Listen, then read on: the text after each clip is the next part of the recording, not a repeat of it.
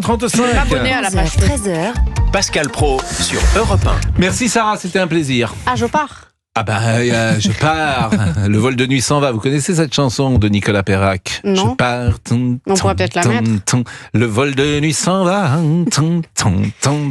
Et la nuit de Lila. Vous connaissez pas? Non, mais on peut peut-être la mettre. Bon, le préfet de police de Paris, Laurent Nunez, a affirmé hier soir à l'Assemblée qu'il n'y avait pas eu de grave dysfonctionnement dans le dispositif de sécurité mis en place pour la finale de la Ligue des Champions. Ce n'était pas un fiasco sécuritaire. On ne peut pas dire des choses comme ça. Il a d'ailleurs sans doute raison, monsieur Nunez, même s'il y a eu les débordements qu'on connaît. Écoutez ce qu'il disait hier à l'Assemblée nationale.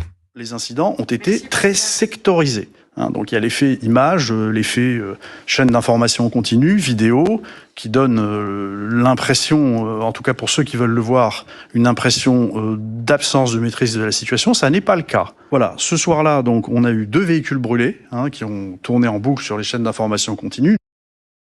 Laurent Nunez, préfet de police, toujours hier soir à l'Assemblée nationale en audition. Écoutez ce qu'il dit sur le profil des jeunes. L'essentiel du profil, l'essentiel des profils, c'est plutôt des jeunes des quartiers, de petites et grandes couronnes. On est plutôt sur ce profil. On a quand même commencé à étudier le profil notamment des personnes qui ont été placées en garde à vue. On a un tiers de mineurs, et pour 70% d'entre eux, ils proviennent de la petite ou de la grande couronne, essentiellement.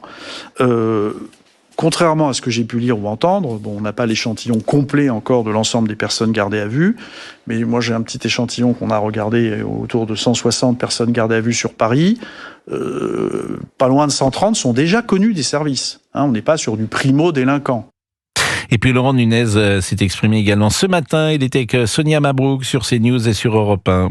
Quand on voit des forces en mobilité, comme on leur demande, quand on voit des forces interpellées, il est parfois présenté sur les réseaux sociaux et sur certaines chaînes d'information, mais ce que je respecte comme étant un chaos sécuritaire. Non, ce sont des forces de police qui travaillent et qui interpellent.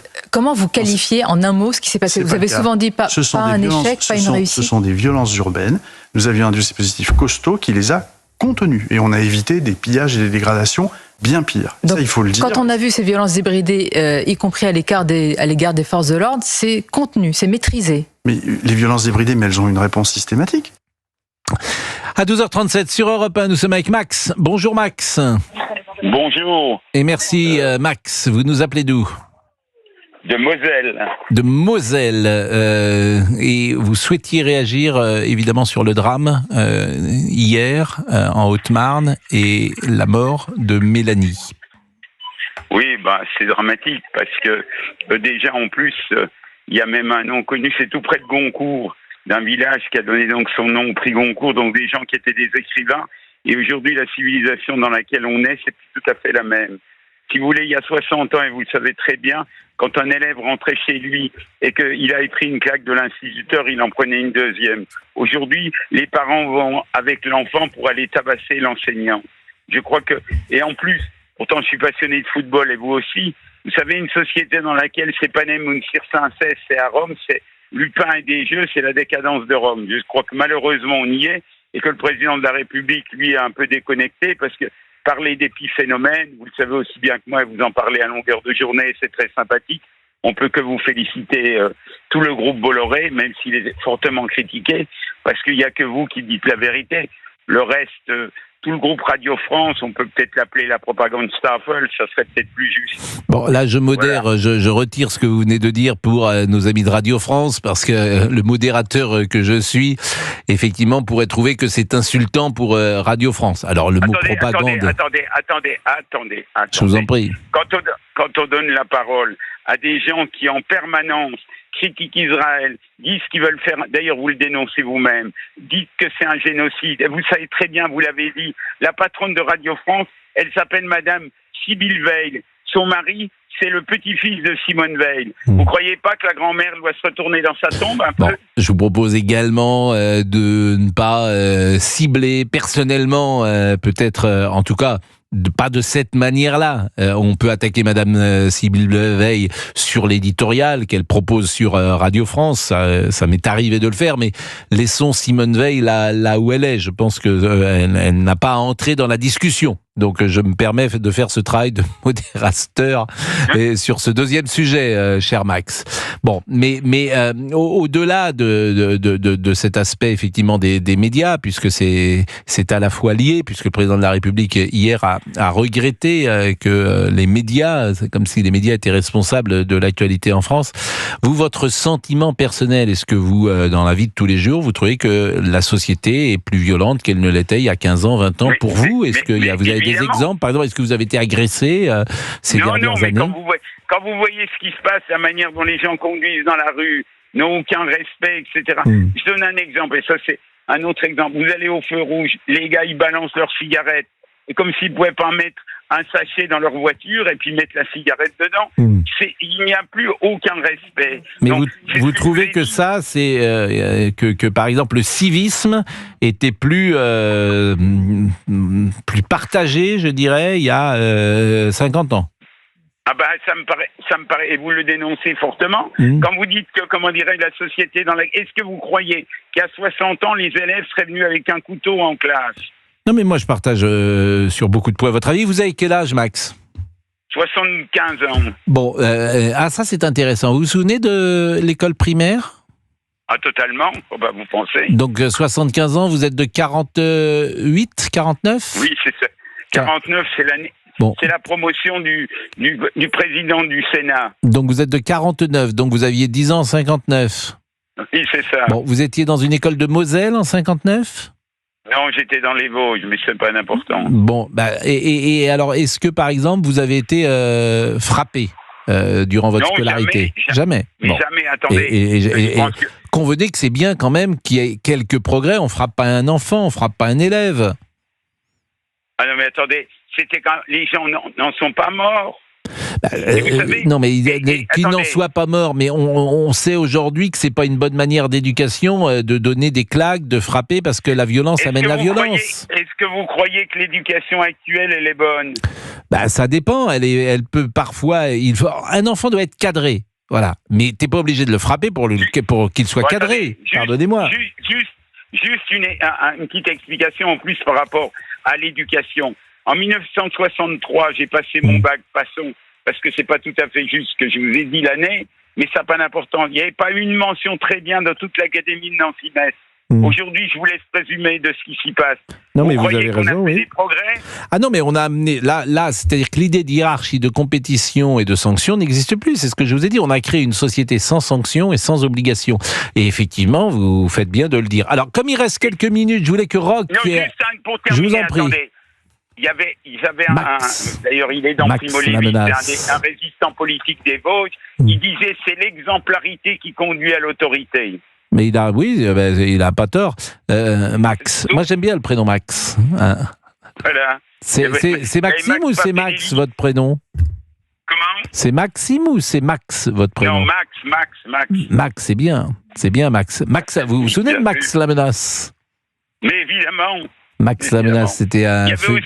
Il y avait aussi un monsieur qui était sur RTL qui s'appelait Zapimax. Zapimax, bien évidemment. Zapimax, je crois qu'il faisait... Zapimax, il faisait quoi, Zapimax? Ça va bouillir. Et puis il faisait également Quitte ou double, je crois. Quitte ou double, il me semble. Tout à fait. Quitte ou double. Oui, Max. Et il y avait Zapimax, il y avait le professeur von Schwarzenberg. Et bien sûr, il y avait Max Favalelli également qui était là. Et puis il est libre Max, mais ça, on doit vous le faire... ça nous donne un peu de légèreté dans des émissions qui a souvent été rugueuse. Bon, merci Max. Mais je peux que vous remercier de m'avoir donné la parole. Je vous en prie, Max la menace. C'est très sympathique. C'est gentil, Max. Qu'est-ce que vous allez faire aujourd'hui? Je vais essayer d'aller peut-être marcher avec un club. Un club? Et, un club de quoi? Aussi, un club de golf? On va faire mon jardin. Un club de marche? Il y a des clubs de marche? Oui, de randonnée, un bien club sûr. de marche. Je ne savais pas que le club de marche, c'est un club de marche. Le club vosgien, ça s'appelle. Pardon? Le club vosgien. Sa mémère. Le Vosgien sa mémère, bien évidemment. Non, mais c'est une blague, Max. Bon, je vous embrasse, Max. Elle marche pas avec tout le monde. Elle marche pas. Merci, Max. Alors, Roch comme Roxy Freddy. Bonjour, Roch. Oui, bonjour Pascal. Comme Saint-Roch de Montpellier aussi, c'est un peu mieux. Exactement. Vous êtes agriculteur. Oui, tout à fait. Mais Ouais. vous êtes un père aujourd'hui, et c'est en tant que père que vous nous appelez. Père de 3 enfants, dont l'aîné a 4 ans et demi, donc Bon, ça va. j'imagine la douleur du petit orphelin de Mélanie là. Mhm. Et j'implore tous les saints du ciel de consoler le plus possible ce petit et le père qui reste tout seul. Mais au-delà de ça, c'est une colère immense qui m'émeut de toute la classe politique et particulièrement du président Macron qui a eu des mots hier, mais d'une indécence, d'une suffisance qui est insupportable. Mais vous voyez, François Bayrou a dit oui, il faut interdire la vente de couteaux. Vous savez, ce week-end, il y avait le pèlerinage de Chartres, il y avait 20 000 pèlerins. Les 20 000 pèlerins avaient un couteau sur eux. Il n'y a pas eu un problème. Les bivouacs ont été laissés plus propres qu'avant le passage des 20 000 pèlerins. Cette société est complètement décadente. Aujourd'hui, on a constitutionnalisé l'avortement, on a légalisé l'euthanasie. On amenuise la valeur de la vie humaine, et aujourd'hui la vie humaine n'est plus du tout sacrée comme autrefois. Bah, vous faites Le degré de violence est le même dans la société. Il y a toujours eu le mal et la violence qui est là, mais dans une société décadente sur tous les plans, et ben tout part à Bon, volo. vous faites des rapports qui sont audacieux, parce qu'il n'y a pas de rapport entre constitutionnaliser la loi sur l'avortement, la loi sur la fin de vie, et puis ce qui est arrivé hier. Je ne vois pas le chemin, je ne vois pas le lien. Toute comparaison n'est pas raison, mais juste ce que je veux dire, c'est que on est dans une société où la valeur de la vie humaine a perdu de sa valeur intrinsèque. Et puis un ensemble de choses. On a moins le goût de l'effort, donc dans l'éducation, les enfants sont moins éduqués. Je dirais qu'elle est paradoxale, cette société, parce que d'un autre côté, la place des femmes est plus importante et la souffrance des femmes est entendue comme elle ne l'était pas avant. C'est pour ça qu'il y a des éléments, il y a beaucoup de morale aussi dans notre société qui est faite, ce qui n'était pas le cas il y a 40 ou 50 ans. En tout cas, c'était pas la même morale. Donc il y a des choses qui sont assez paradoxales, disons-le, et je trouve que l'exemple MeToo est un bon exemple. C'est d'une certaine manière quelque chose de positif dans la société française que les femmes aujourd'hui soient protégées, et beaucoup plus qu'elles ne l'étaient en 1970. Oui, non, mais on va pas rentrer dans le sujet de l'avortement maintenant, c'est pas sûr, mais juste non, que c'est pas l'avortement, ça. Non, mais vous disiez la place de la femme, vous faites un gros paquet avec ce sujet, c'est ce que j'entends. Mais aujourd'hui, pour que cette violence diminue, il faut resserrer les boulons de partout, rétablir des peines qui soient exemplaires, que les juges appliquent les peines existantes qui ont été votées par les députés. Si ces lois-là ne sont pas assez sévères, que les députés votent des lois plus sévères. Et puis M. Macron et toute sa clique, là, si jamais ils n'arrivent pas, qu'ils s'en aillent. Et d'autres arriveront. Et si c'est pas le cas, il faut que les Français mettent la pression pour que Macron s'en aille, et aux prochaines élections, qu'ils votent enfin comme il faut, et qu'ils arrêtent de faire les castors à préserver de je ne sais quel mal qui peut arriver, alors que le mal est déjà là, et que tout ce qui peut arriver avec des gens plus rigoureux et plus sévères, tout peut qu'aller mieux. Bon, écoutez, merci en tout cas de ce témoignage. Roch, vous êtes agriculteur, vous êtes dans quelle région, Roch ? Je suis dans la région lyonnaise, le Dauphiné. Écoutez, bonne journée à vous. Il est 12h48, je vois que Laurent Tessier est arrivé. Présent. Vous n'aviez pas entendu tout à l'heure monsieur Olivier Guénec nous dire qu'il donnerait des nouvelles de la page Facebook ? On n'a rien eu. Mais il a tout prévu pour demain, ça va être exceptionnel. Ah oui, ça va être très... Non. Vous n'aviez pas entendu ça ? Oh là là là. Non, c'est un ami, donc j'irai dans son sens. Ah non, mais vous allez attendre qu'il reste combien d'années avec cette page Facebook ? Semblait avoir entendu ça. J'ai entendu aussi. Ah bah oui, Vous moi l'avez j'ai préparé le entendu, générique, j'ai bien entendu. Ça manque de rigueur. Ça manque de rigueur.